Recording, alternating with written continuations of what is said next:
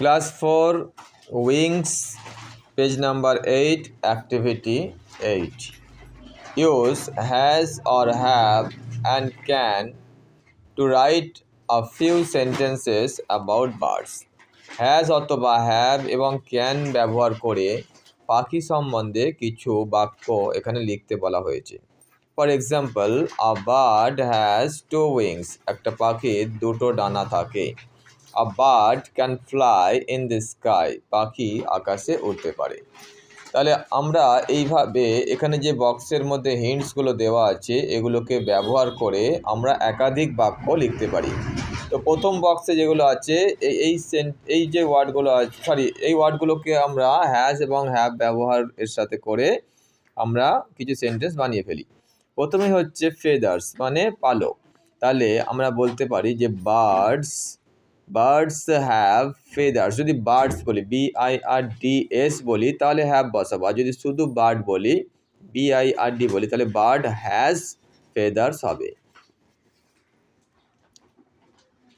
Birds have tail, এখানে না বলি আমরা বলবো bird has tail. Bird has a tail. Bird has two legs. Bird has two legs, পাখির দুটো পা আছে। ইট হ্যাজ ক্লজ, বারবার বার্ড না বলে আমরা তার পরিবর্তে ইটও বসাতে পারি। It has claws.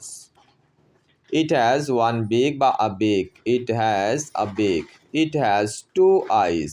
It has two eyes. It has two wings. আমরা বার্ডের জায়গায় ইট কথাটা ব্যবহার করছি, তাই আমরা বলছি ইট এবং তার সাথে যেহেতু সিঙ্গুলার হ্যাজ বসছে, ইট হ্যাজ টু উইংস, এর দুটো ডানা আছে। এরপর রয়েছে ক্যান, অর্থাৎ কি করতে পারে। এটা তো গেল পাখির কি আছে।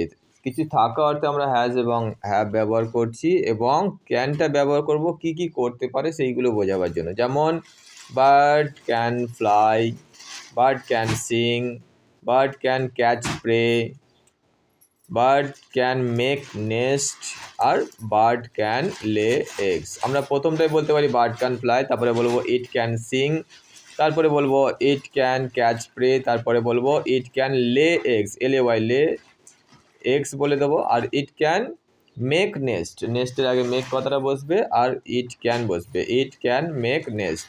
তো এইভাবে আমরা কোনো কিছু থাকা অর্থে হ্যাজ এবং হ্যাভ ব্যবহার করে এবং কোনো কিছু পারা অর্থে ক্যান ব্যবহার করে আরও অনেক সেন্টেন্স লিখতে পারি।